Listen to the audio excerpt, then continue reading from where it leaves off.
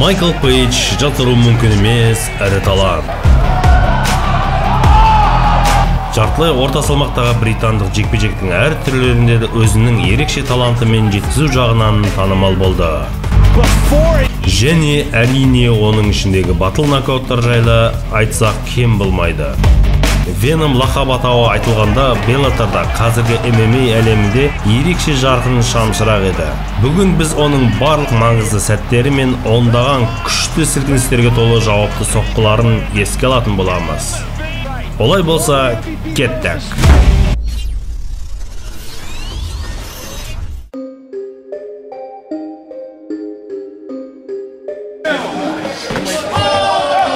Біреулер үшін ол торда ыңғайсыз болды, ал басқалары Пейджді оңай шағалатын жаңғақ емес екендігін білетін. 2000 жылы әуесқойлықпен бастаған ол татамиде алғашқы жекпе-жегін өткізіп, көптеген атақтарды алған соң аты шыға бастады. Аты шыққанымен бірақ қалтасы жұқа болды. Мансабын MMA-де бастағанда ол тайсалмады. Пейдждің кәсіби кикбоксингке келгендігі азуы ерекшелігі байқалды. 2012 жылдың тамызында ол Джефферсон Джорджға қарсы шықты. Бұл аралас жекпе-жек өте қызықты басталды. Майкл шайқаста еш қиындықсыз жүрді. Арасында найзағайдың жылдамдығындай қимылды соққыларын аяусыз жұмсады. Әр түрлі тәсілдерді меңгерген ол бұраңдаған қимылдарымен таң қалдыра бастады.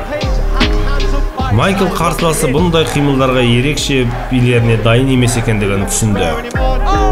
Бірақ Джефферсон бұған жауап ретінде бірнеше өнерін көрсеткендей болды. Екінші раундта екеуінің өнерлері бір қалыпты болып көрінді.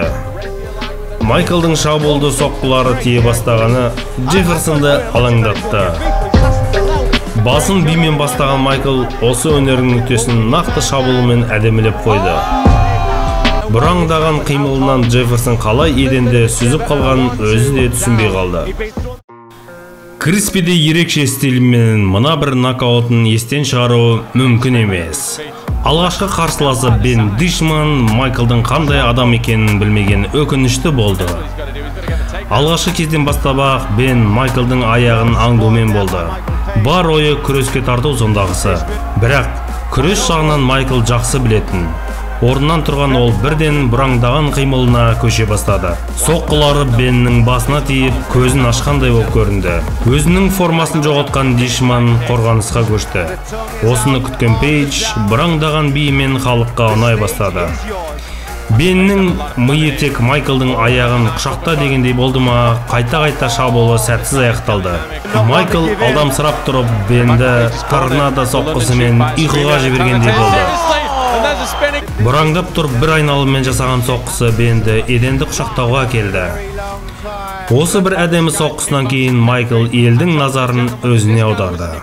Ұлыбританияда оған ешкім шақ келмеген соң Майкл Bellator'мен келісімшарт жасасты. 2013 жылдың наурыз айында Америка лигасында Майкл Райан Сандерспен жұдырықтасып көрді.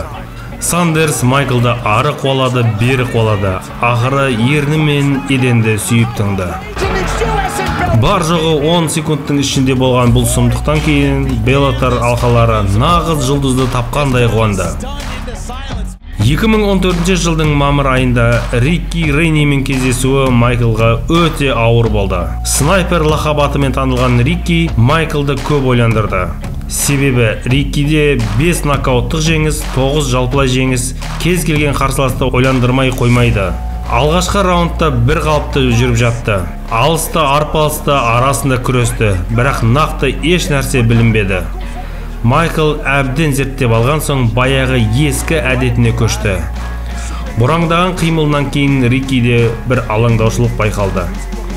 Қашқақтап жүріп Майкл әдемі соққыларын тастап отырды. Ақыры тонналық соққысы Риккиде тізе бүктірді. 5-ші минутта снайпер Рикки басынан қалай соққы алғанын түсінбей қалды. 2017 жылы Пейдж бір түрлі жағдайға тап болды. Ол Пауло Делимен жұдырықтасқысы келді. Делидің жұлдызы жанып тұрған кезде ол нағыз мықтылармен шыққанды жөн көрді. Қарсылас таппаған Майкл біраз уақыт көзден көрінбей кетті. Теледидарда да, ғаламторда да Макгрегордың Мейвезермен нағыз боксшы оның боксқа деген әуестігін аудырды. 2017 жылдың қыркүйек айында бокстан қарсыласы Джонатан Кастана болды. Нағыз кәсіпқой бокспен айналысқан Кастана Майкл үшін жұмбақ қарсылас болды. Алғашқы раундтарда бір реттік соққыларын жұмсап жүрді. Арада біраз уақыт өткенде Майкл ауыр соққыларымен Кастананы есеңгіретіп тастады. Кастана соққылары Майклға әсер етпеді. Бұраңдаған қимылмен нағыз соққыны бір ғана мәрте жұмсап, Кастананы қан қақсатты. Майклдың соққысы ауыр болды ма, өз соққысынан рингтің қанатына барып ілінді де қалды. Жеңіл ақша Майклды 2018 жылы тағы бір қарсыласымен шығуына мәжбүрледі. Польша елінің боксшысы Михаил Сейдж Майкл үшін тірі манекендей болды. Қаншама соққы соқса да Сейджға әсер етпеді. Темірді қызған кезінде соқ дегендей, ауыр соққысымен Польшаның елінің боксшысын демалысқа бірақ шығарды. Осындай дүрбелең кездесулерден кейін Майкл MMA аймағына қайта оралды. 2019 жылы оның кездесуі Жапон мемлекетінде болды. Жапон анимесі Нарутодағыдай Акацуки киіммен шыққан оны жапондықтар жақсы қарсы алды. Бірақ ол кездесуде атақты Фьодор Емельянкомен және Эрам Пейдж Джексонда өнер көрсетті. Ол жерде Чендлердің де өнері өрге домалады. Пейдж жапондық ардагер Шинчу Анзаймен теке тіресті. Шинчу да өз кезінде біраз елді шулатқан жан еді. Сақалды жігіттің британдық жігіттен аздап таяқ жегені ауылдастарына әсер етпей қоймады. Текедей секірген Пейдждің әртүрлі соққыларынан Шинчудың мазасы кете бастады. Шинчу қанша мәрте сүрінсе де орнынан тұра берді. Ақыры ауыр соққыдан орнынан тұра алмайтын сезген Шинчу жеңілгенін мойындады. Жапондықтарды тәнті еткен Пейдж жақсы жеңісімен көрермендердің ықыласына бөленді.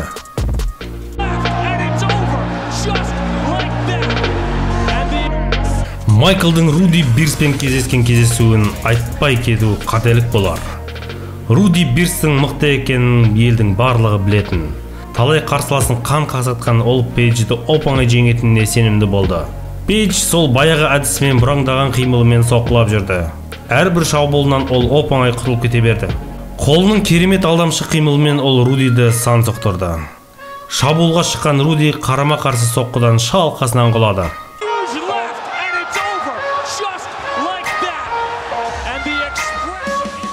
2019 жылы Пейдж өзінің отанында жекпе-жек өткізді. Қарсыласы енді ғана аты шығып жатқан Джованни Милила болды. Европа елдерінде Джованнидің аты жақсы таныс еді. Джованни үшін бұл шайқас оңай болмады. Шабуылға әбден басы пісіп қалған Майкл әдемі жауабымен Джованниді әлди әнімен ұйықтатты. Өз еліндегі бұндай жеңісі көрермендер үшін қуантудан басқа ештеңе сыйламады. 2019 жылдың қыркүйек айындағы кездесу Майклдың карьерасында дақ түсіреді деп ешкім ойламады. Даглас Лиманы ұйықтатамын деп өзі де ұйқыға кетті.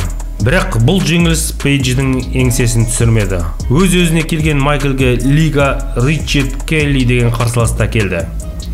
Кикбоксинг пен кунг-фудан қара белбеуі бар Ричард салмақ тарту рәсімде өзінің тәртіпсіздігінен елге паш етті. Жекпе-жек кезінде тәртіпсіздігін төреші де байқап қалып балын азайтты. Пейдж де қарап қалмады. Жерге жатқызып алып соқ қалғанын селфи жасап түсіргісі келді. Бірақ Пейдж үшін бұл бал жоғалтумен тәмамданды. Келлиге бұл көмек бермеді. Алдамсыратып тұрып, тізесімен соққы жасап Пейдж қарсыласын жер жастандырды. Құлап қалған Келлиге қарамастан Майкл мазақтау биімен көрермен есінде мәңгі қалды. Майклдың Джереми Хэллоуеймен шыққан жекпе-жегі көп адамның есінде болар. Майкл жынына тиген қарсыласының мазақтаудан жалықпайтын. Соққыны мықты жасайтын Джереми Майклдан қайтарма соққы алып жатса да жеңіліске ұшырамай жүрді.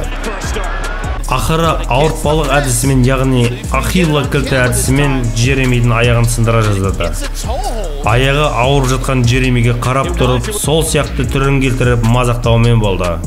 Осы жекпе-жегінен кейін Евангелисто Сантос лақап аты Сайборг атты ақ дәумен рингке шықты. 40 жастағы жекпе-жекте өткізген ардагер пулемет сияқты соққыларын елдің есінде қалғаны бәрімізге белгілі. Жекпе-жекке басталысымен Майкл бірден шабуылда жүрді. Әдемі күресіп те көрді. Текенің секірісінде тізесімен тепкен соққысы Сайборгқа ауыр тиді. Сайборг Майклды жерге жығып алып, ауыртпалық әдісін қолданбақшы болды, бірақ онысынан түк те шықпады.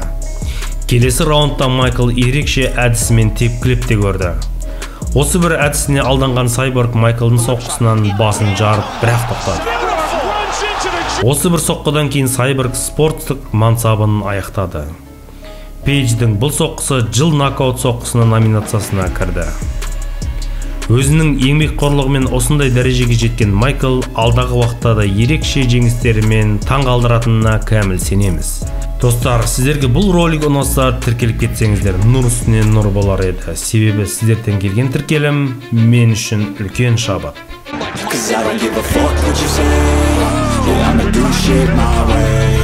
So you can go kick rocks, I'ma stack bricks up, build what I want to make. Yo, I got a lot of shit to say, so I'ma do this every day. I'll be writing things until I'm fucking buried in my grave. 6 feet deep, wonder but my body won't decay, cause my messages are timeless, so they put them on display, oh yeah.